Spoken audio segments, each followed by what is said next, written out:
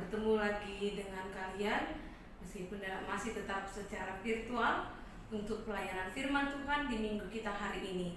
Namun sebelum kita mendengarkan firman Tuhan, mari kita berdoa. Kasih karunia Tuhan kita Yesus Kristus kiranya menerangi hati dan pikiran kamu sekalian untuk memahami dan menghidupi firman Tuhan. Amin. Sebelum Inang menyampaikan firman Tuhan bagi kita hari ini, izinkan Inang tetap menyapa kalian di dalam sapaan kasih Inang di dalam menyambut tahun baru ini.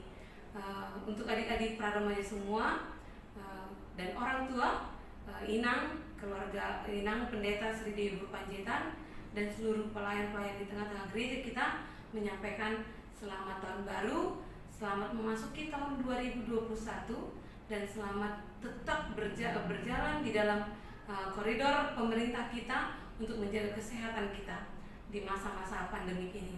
Tuhan Yesus Kristus menyertai kita. Adik-adik pra-remaja, firman Tuhan di minggu kita hari ini tertulis di Lukas 10 ayat 25 sampai ayat ke-37.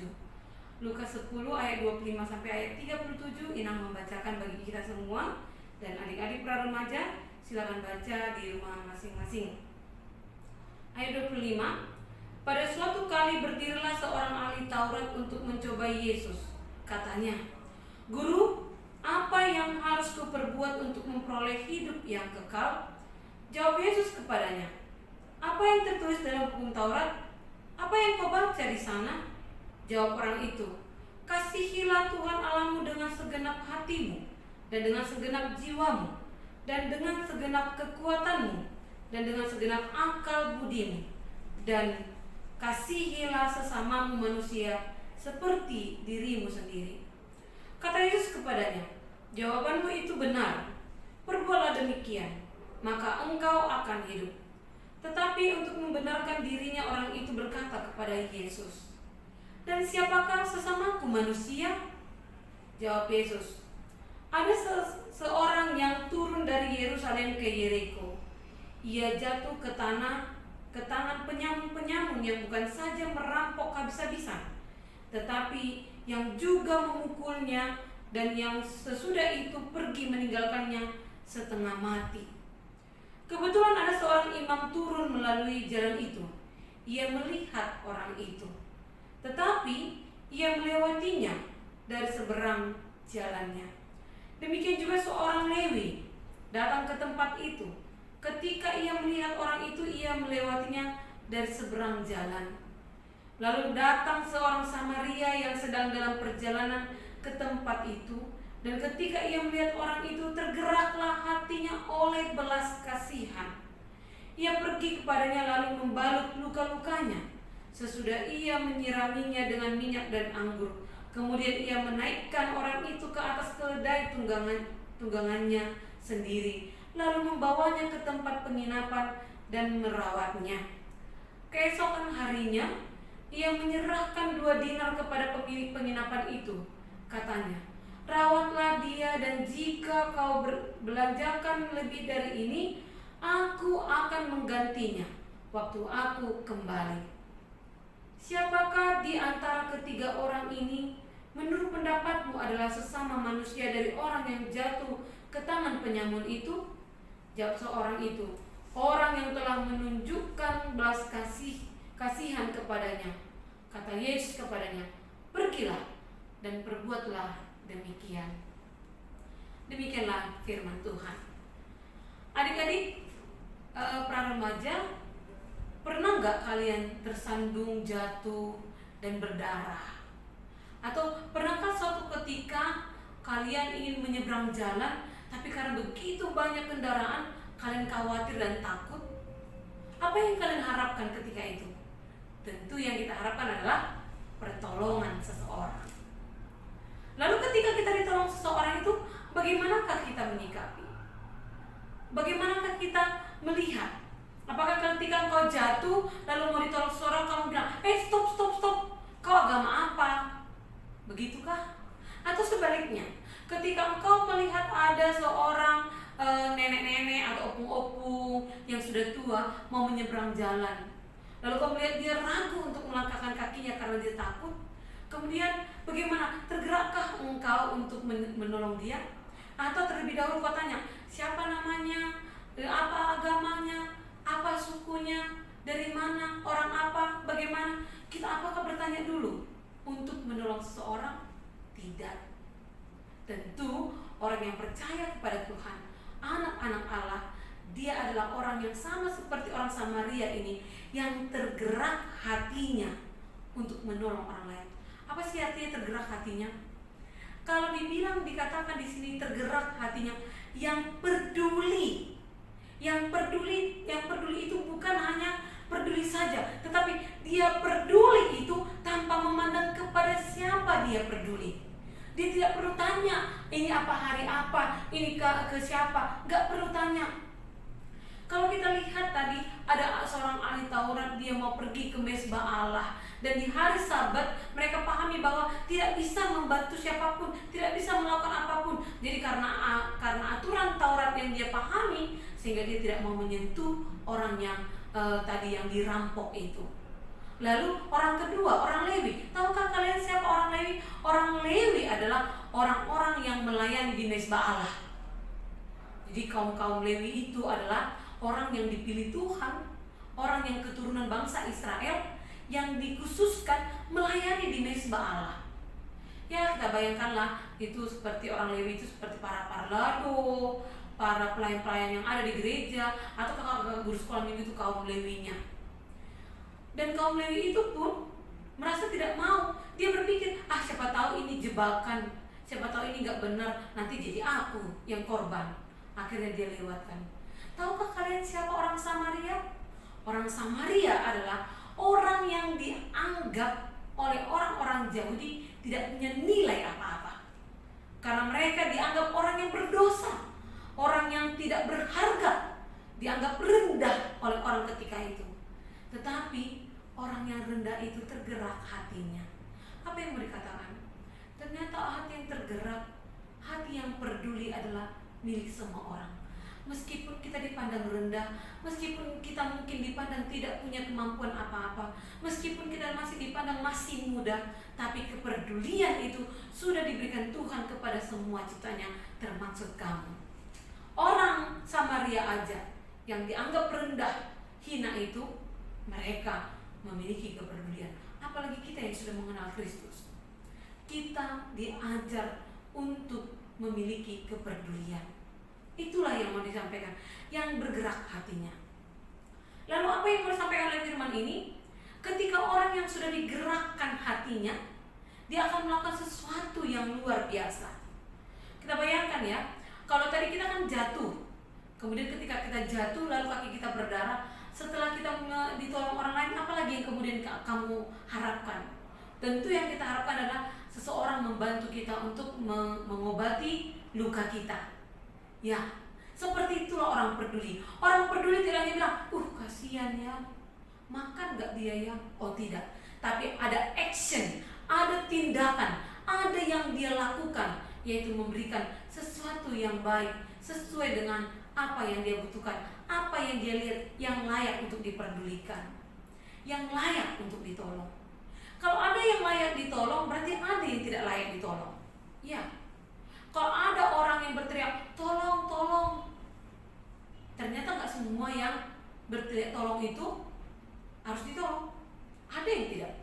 Kalau orang yang jatuh, ya kita harus tolong. Kalau ada orang yang lapar, ya kita harus tolong. Lalu ada yang teriak yang tolong yang tidak perlu kita layani. Teriaknya seperti apa? Ketika kita ujian nih, tolong, nomor 4 dong jawabannya. Nomor 4, itu tidak. Karena menolong itu harus diantar oleh kepedulian yang tergerak dengan hatinya. Hati itu memahami apa yang layak dan tidak layak di mata Tuhan. Jadi menolong segala sesuatu yang layak di mata Tuhan. Kemudian firman ini berkata, Tuhan Yesus setelah mengajarkan orang-orang yang ahli Taurat itu, dia berkata, kamu benar. Rupa-rupanya kita mau diajarkan bahwa kita tidak hanya boleh tahu saja, tapi kita juga harus melakukan. Tidak hanya tahu saja. Makanya Yesus bilang, kamu benar, kamu tahu, dan lakukanlah demikian. Ternyata kasih itu, kepedulian itu harus ditindak nyatakan. Ingat sekali lagi, tanpa melihat alasannya, tanpa melihat latar belakangnya, tanpa melihat siapa dia. Tetapi apapun itu selama tergerak hatimu di dalam kepedulian yang di dalam terang kasih Allah, lakukanlah itu. Ia punya satu ilustrasi penutup. Ini ada sebuah keluarga memiliki seorang anak laki-laki yang gagah. Kebetulan negaranya itu sedang berperang. Lalu setiap anak laki-laki dimintakan, setiap anak laki-laki pemuda diminta untuk turut serta di dalam medan peperangan. Suatu ketika, satu keluarga ini hanya punya anak satu. Lalu dengan berat hati sang ayah dan sang ibu menghantarkan anaknya untuk turut berperang. Tapi bapaknya tidak lagi karena memang usianya yang sudah tua. Tapi kaum bapak-bapak yang masih muda ikut berperang memperjuangkan bangsanya, negaranya. Akhirnya mereka menang. Tetapi sampai sekian bulan tidak ada kabar bahwa anaknya itu akan pulang. Karena sudah lama, begitu lama, sampai sekitar 3 tahun tidak pulang-pulang. Lalu ujungnya akhirnya mereka sudah mengikhlaskan bahwa anaknya telah gugur di medan perang. Rupa-rupanya adik-adik, tidak beberapa lama kemudian setelah 3 tahun tidak kelihatan, di tahun keempatnya ada kabar yang kabar sukacita yang sampai ke tengah-tengah keluarga itu, bahwa anak si bapak dan si ibu tadi rupa-rupanya selamat di medan perang, dan dia akan dikirimkan pulang ke tengah-tengah keluarganya. Betapa luar biasanya kebahagiaan sang ayah, sang ibu, karena anak satu-satunya selamat dari medan perang, dan mereka dengan bahagianya bisa menyambut kedatangan anaknya. Sebelum anaknya nyampai, ibunya, ayahnya mengundang kerabatnya, mengundang orang-orang yang ada di desanya. Dan kebetulan si bapak itu dan ibunya itu adalah orang yang ternama dan termasuk orang yang terkaya di desanya. Jadi dia diakui, sehingga banyak kepala-kepala desa datang ke sana menunggu. Banyak pejabat-pejabat bahkan yang turut dalam pesta itu. Dia mengundang semua orang untuk menyambut anaknya.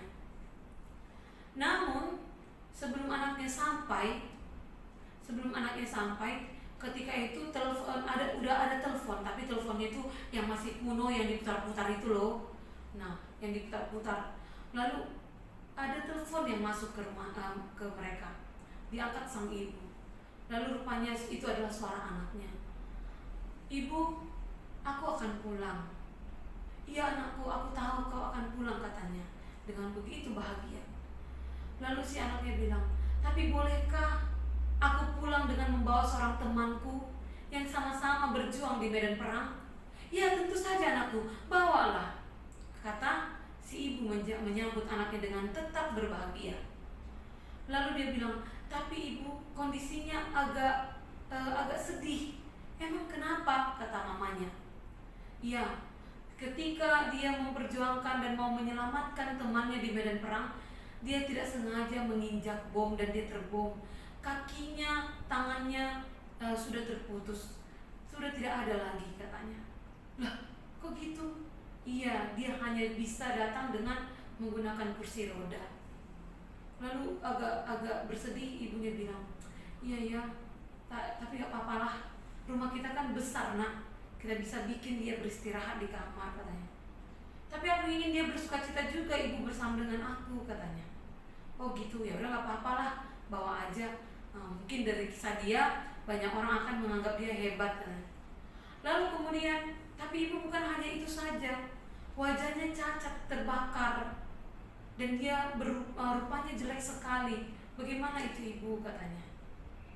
Lalu ibunya berpikir, "Aduh janganlah nak, kalau enggak gini aja, ajaklah dia, tapi nanti kita akan titipkan dulu dia di penginapan tertentu, lalu nanti besok-besok kita bisa jemput dia dan bersama kita dia tinggal," katanya kepada anaknya. "Kenapa gitu Ma?" si anak bertanya. "Iya, karena mama mengundang banyak orang, mama mengundang banyak tamu, banyak mengundang orang-orang ternama, para kepala-kepala desa. Kan mama malu dong, nanti jangan-jangan dengan melihat wajah teman itu mereka menjadi agak jijik," katanya. Lalu si anaknya yang seberang mendengar alasannya sangat agak sedih, suaranya semakin melemah. Dia bilang, lalu bagaimana pendapat Bapak? Katanya. Lalu dipanggilnya suaminya, ditanya lagi pendapatnya dengan apa yang anaknya tanyakan. Lalu ternyata bapaknya menjawab dengan cara dan jawaban yang sama. Karena mendengar itu, anaknya itu langsung memutuskan teleponnya. Semua orang di kampung itu sudah menunggu kedatangannya. Sudah sampai jam 6 sore kok gak datang-datang. Bahkan sampai sudah malam juga gak datang-datang. Terus sampai besok paginya, sampai akhirnya pesta dibubarkan, tidak datang-datang juga. Ujungnya seperti apa? Dan ternyata besok paginya ada berita yang menghebohkan. Ditemukan sesosok mayat tanpa tangan dan kaki di perjalanan menuju desanya. Ditemukan dan ternyata diidentifikasi anak itu adalah anak si orang yang tadi, anak yang dianggap telah gugur di medan perang. Dia telah mengakhiri hidupnya karena dianggap mempermalukan orang tuanya. Ya, ternyata yang dia ceritakan itu adalah dirinya sendiri. Apa yang mau kita lihat? Apa yang mau kita terima dari ilustrasi itu? Ketika kita mengasihi seseorang, ketika kita ingin peduli terhadap orang, jangan melihat kecacatan fisiknya, jangan melihat kecacatan mentalnya. Adik-adik remaja pernah nggak melihat orang yang terlihat cacat mental? Atau mungkin ada teman saudaramu yang memang memiliki keterbelakangan mental, lalu kamu tidak mau bergaul dengannya karena dia dengan kondisinya. Kau tidak mau peduli dengannya karena kau merasa itu memalukan. Tidak. Anak-anak Tuhan, peduli itu tidak melihat fisik seseorang. Jangan pernah malu berteman dengan orang yang lebih miskin. Jangan pernah tidak peduli kepada temanmu yang terlihat lemah atau mungkin terlihat bodoh. Ingatlah, untuk itulah kamu menjadi anak-anak terang. Untuk peduli kepada orang yang lebih miskin, yang cacat, yang membutuhkan pertolonganmu. Dan itulah seruan firman hari ini. Pedulilah, karena Tuhan sudah lebih terdahulu memperdulikanmu. Kalau Tuhan sudah memperdulikan kita, maka kita harus lebih peduli kepada sesama kita. Karena itulah cara yang terbaik mengucap syukur dan terima kasih kepada Tuhan. Semoga adik-adik para remaja, kita semua bisa memahami firman Tuhan, bisa lebih peduli lagi, lebih memahami apa yang Tuhan kehendaki dan melakukannya dengan setia. Amin. Kita berdoa. Terima kasih ya Tuhan Allah Bapa yang Maha Baik untuk firman-Mu yang kami dengarkan hari ini, yang mengajarkan kami Tuhan peduli kepada sesama kami tanpa memandang latar belakangnya, tanpa peduli dengan apa yang menjadi kekurangan dia. Tapi ajarkanlah kami Tuhan untuk peduli dengan sungguh-sungguh dan peduli dengan cara yang ikhlas dan tulus kepada sesama kami. Karena itulah yang Tuhan perintahkan untuk kami lakukan.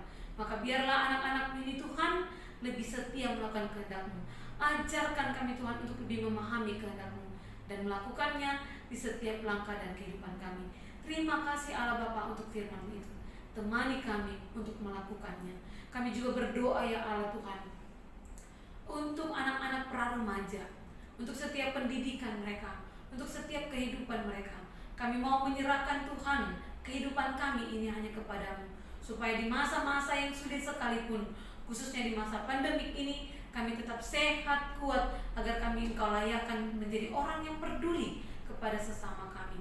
Bantu para orang tua untuk melakukan yang terbaik bagi anak-anaknya, melindungi mereka, melindungi pikiran, terlebih melindungi iman mereka, supaya mereka bertumbuh di dalam Tuhan dan memuliakan Engkau di dalam setiap langkah perbuatan mereka. Kami juga berdoa untuk para guru-guru pra-remaja yang terus setia melakukan yang terbaik bagi anak-anak didiknya.